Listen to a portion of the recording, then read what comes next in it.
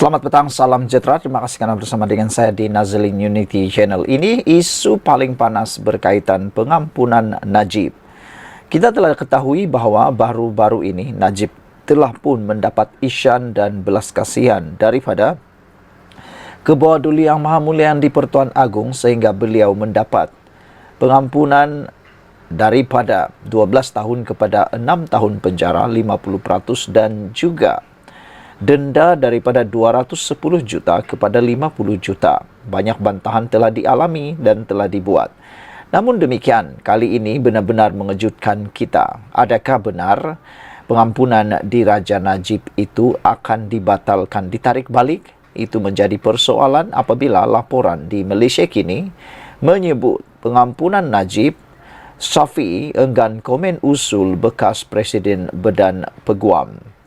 Syafiee merupakan peguam yang mewakili Najib di dalam perbicaraan beliau. Muhammad Syafiee Abdullah enggan mengulas usul untuk mencabar pengampunan bekas Perdana Menteri Najib Razak yang akan dibangkitkan pada Perhimpunan Agung Tahunan AGM Badan Peguam Malaysia esok. Saudara-saudara sekalian, adakah dengan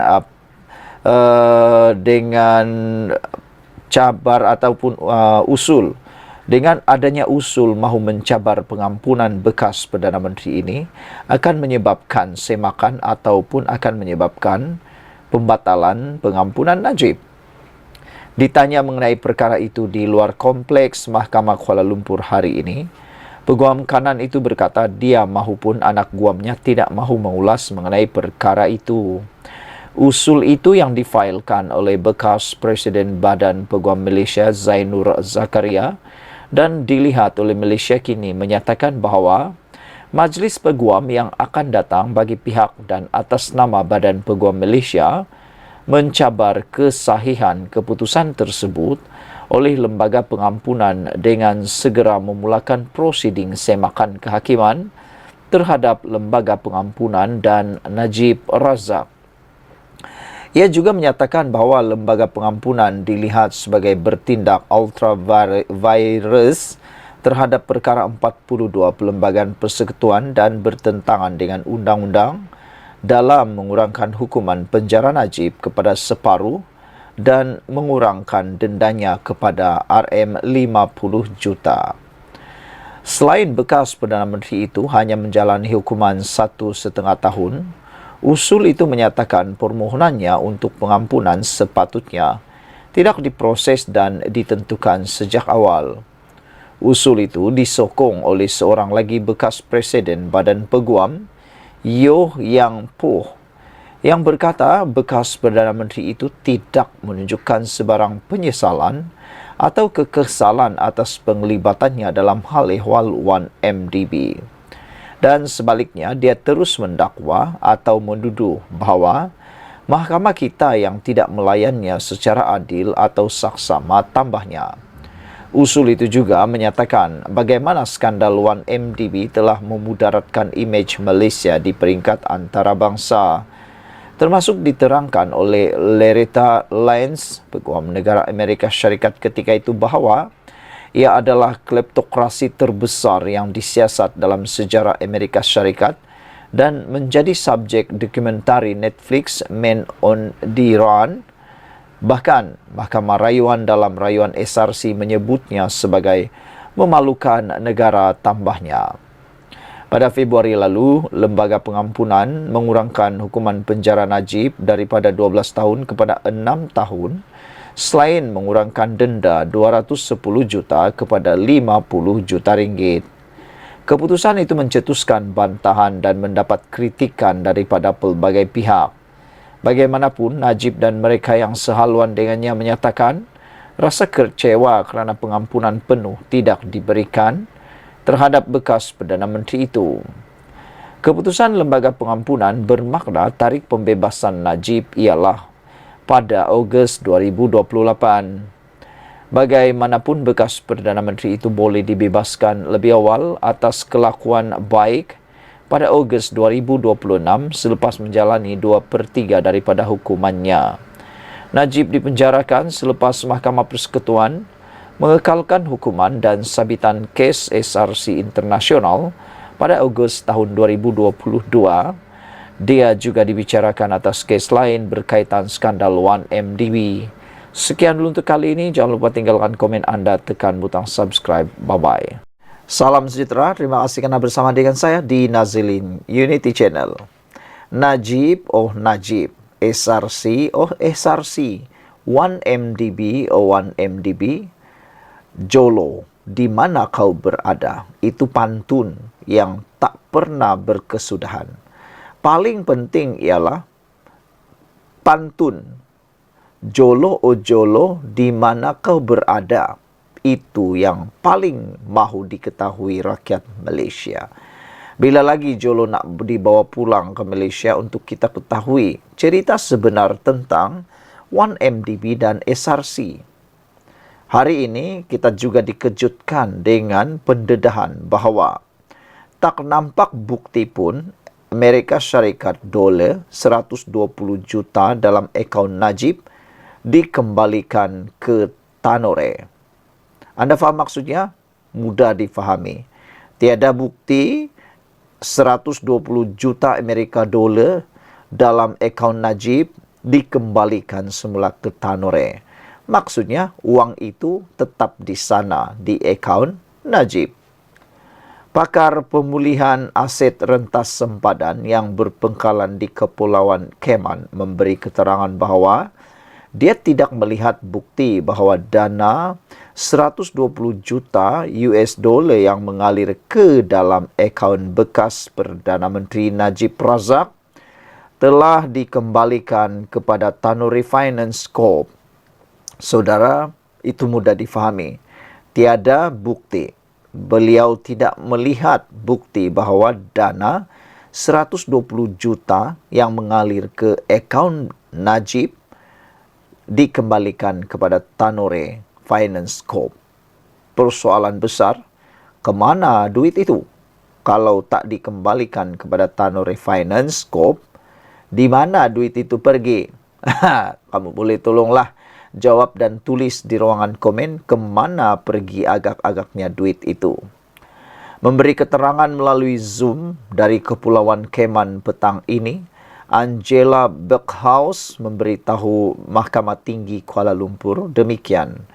Semasa perbicaraan kes saman SRC Internasional berjumlah 1.18 US dollar 1.18 bilion US dollar atau bersamaan 5.5 bilion ringgit Malaysia terhadap Najib Razak.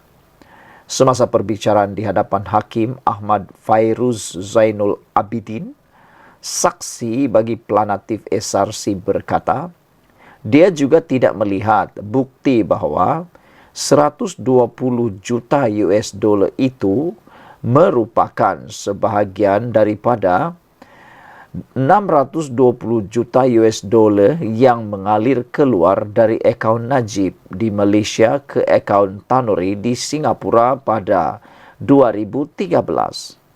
Dia menjawab soalan semasa pemeriksaan balas oleh Peguam Najib, Harvinderjit Singh, yang menegaskan bahawa 120 juta US dollar itu merupakan sebahagian daripada 620 juta US dollar yang telah dikembalikan kepada Tanuri. Harjinvet dalam satu soalan bertanya, saya akan mencadangkan kepada anda bahawa dana sebanyak 120 juta US dollar ini telah dikembalikan kepada Tanuri melalui penebusan. Berghaus berkata, menjawab, saya tidak melihat apa-apa yang kembali. Saya tidak melihat 120 juta dikembalikan, kata beliau. Harvinderjit bertanya lagi, anda nampak AS 620 juta, bukan? Saya mencadangkan kepada anda bahawa AS 120 juta di dalam akaun Najib ini adalah sebahagian daripada dana AS 620 juta yang keluar dan kembali ke Tanuri pada 2013. Berkhaus menjawab. Beliau kata, saya tidak melihat bukti itu. Antara pelepasan yang diminta oleh SRC melalui tuntutan mahkamah ini ialah Najib membayar balik 120 juta AS dolar dana firma milik Menteri Kewangan diperbadankan MOFINC yang didakwa dimasukkan ke dalam akaun bank bekas Perdana Menteri Malaysia. SRC juga menyaman Najib untuk pembayaran balik RM4 bilion pinjaman daripada KWAP kumpulan wang persaraan kepada syarikat itu yang didakwa telah diselewengkan. Sementara itu, Berkhaus memberi keterangan bahawa dia tidak pasti sekiranya ahli perniagaan dalam buruan iaitu Low Tiak Jo berada di belakang beberapa entiti luar pesisir yang terlibat dalam penyelewengan RM4 bilion daripada SRC. Dia berkata kebanyakan entiti luar pesisir ini kepunyaan seorang lagi buruan Eric Tan sebagai pemilik beneficialnya. Dia kemudian disoal balas oleh Harvinder Singh sama ada Low terlibat dalam entiti luar pesisir ini. Beliau menjawab, saya tidak pasti jika dia Low adalah individu yang mengawal segala-galanya, kata Berkhaus sambil menambah bahawa dakwaan mengenai Low adalah apa yang dia baca dalam laporan Jabatan Kehakiman DOJ Amerika Syarikat mengenai penyelewengan dana daripada SRC dan Syarikat Pelaburan Negara 1MDB. Laporan DOJ mendakwa Low dan beberapa sekutunya seperti Tan terlibat dalam penyelewengan wang daripada SRC dan 1MDB melalui penggunaan beberapa entiti luar pesisir seperti Blackstone Asia Real Estate Partners dan BlackRock Commodities Global Limited. Tan didakwa sebagai pemilik beneficial Blackstone dan BlackRock. Berkhaus memberi keterangan bahawa analisisnya terhadap dokumen yang diberikan kepadanya oleh Prince Waterhouse Corporation dalam kapasitinya sebagai pelikuidasi entiti luar pesisir menunjukkan Tan sebagai pemilik berdaftar firma berkenan dan bukannya Low. Antara entiti yang dia diupah sebagai pelikuidasi ialah SRC BVI British Virgin Islands yang didakwa menerima aliran masuk berbilion ringgit dana SRC yang berpengkalan di Malaysia sebelum diagihkan kepada pelbagai syarikat dan individu lain. Semasa disoal oleh Harvinder Berkhaus berkata, laporan DOJ dapat mengaitkan hubungan antara Low dan entiti luar pesisir. Ini kata Berkhaus berbeza berbanding analisisnya kerana dia terhad kepada analisis dokumen kewangan yang ada padanya. Pengarah urusan Kuantuma Internasional yang berpengkalan di Cayman juga berkata bahawa dia tidak menemu bual mana-mana pengarah SRC yang berpengkalan di Malaysia berhubung urus niaga ini kerana analisisnya terhad kepada dokumen kewangan dan korporat. Perbicaraan kes saman sivil ini berlangsung di hadapan Hakim Ahmad Fairuz Zainul Abidin dan bersambung lagi. Sekian untuk kali ini, jangan lupa tinggalkan komen anda seperti salah satu komen daripada Brown Falcon 0137. Beliau kata, saya tak kenal Jolo. Ini satu sindiran kepada Najib Tun Razak yang pernah menafikan kononnya beliau mengenali Jolo. Sekian dulu Malaysia kita punya. Kita juga sama-sama cintai Malaysiaku. Bye-bye. Salam sejahtera, terima kasih kerana bersama dengan saya di Nazilin Unity Channel. Hari ini kita digemparkan dengan SPRM siasat akbarkan serbu rumah dalam siasatan berkait Daim. Pastinya isu ini akan menggemparkan Daim dan keluarganya, dan persoalan besar untuk anda dan kita semua ialah apakah yang akan ditemui oleh SPRM. Adakah bukti-bukti kukuh akan ditemui di rumah yang diserbu ini? Dan pastilah, adakah bukti yang ditemui itu akan menoktahkan terus Daim Zainuddin dan keluarganya. Sebelum kita teruskan ulasan, jangan lupa bantu saya tekan butang subscribe di ruangan subscribe itu. Ianya percuma, Anda tak perlu bayar apa-apa dan ia akan membantu Anda untuk mendapatkan ulasan-ulasan terkini, isu politik dan isu semasa yang ada di Malaysia. SPRM siasat akbarkan, serbu rumah dalam siasatan berkait Daim. Siapa sebenarnya Akbar Khan? Bagi Anda yang mempunyai maklumat siapa Akbar Khan, tolong bantu untuk menerangkannya di dalam ruangan komen di bawah. Tuliskan, bantu kami untuk mengenali siapakah itu Akbar Khan dan apa kaitan beliau dengan Muhyiddin Yassin. Muhyiddin pula. Dengan Daim Zainuddin. Bukan Muhyiddin, tapi Daim Zainuddin. SPRM telah pun menyiasat Akbar Khan serbu rumah dalam siasatan berkaitan Daim. Ahli perniagaan dan pemaju hartanah Akbar Khan disiasat Suruhanjaya Pencegahan Rasuah Malaysia berkait kes bekas Menteri Kewangan Daim Zainuddin.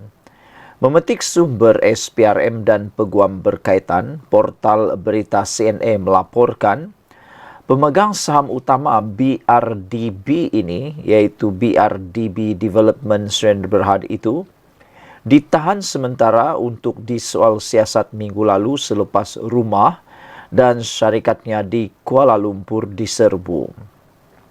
CNA turut melaporkan SPRM membekukan akaun peribadi dan perniagaannya serta mengarahkannya mengisytiharkan aset dan pegangan keuangan keluarganya.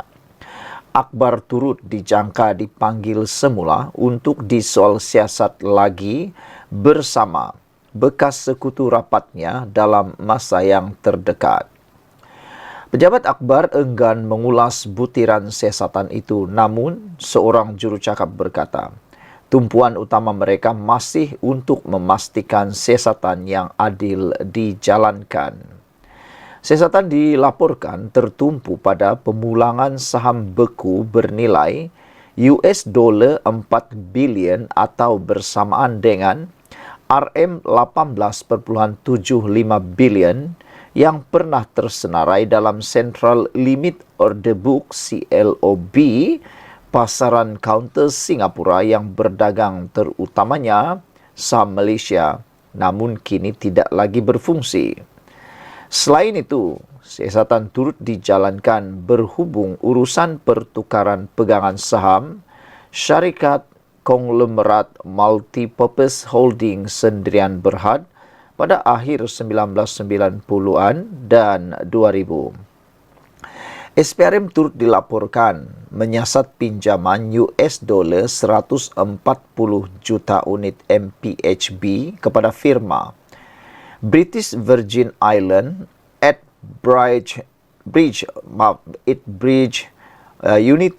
United SA dan Strackers Development Inc. yang seterusnya digunakan untuk memperoleh blok kawalan saham MPHB daripada Taikun Lim Tian Kiat. Bulan lalu, Daim didakwa gagal mengisytiharkan pemilikan 71 aset kepada SPRM, termasuk 38 syarikat, 19 bidang tanah di Selangor, Negeri Sembilan Pahang Kedah dan Kuala Lumpur, serta 6 hartanah. Sementara itu, isterinya, Naimah Khalid, meminta dibicarakan atas tuduhan gagal mematuhi notis SPRM yang menghendaki aset diisytihar.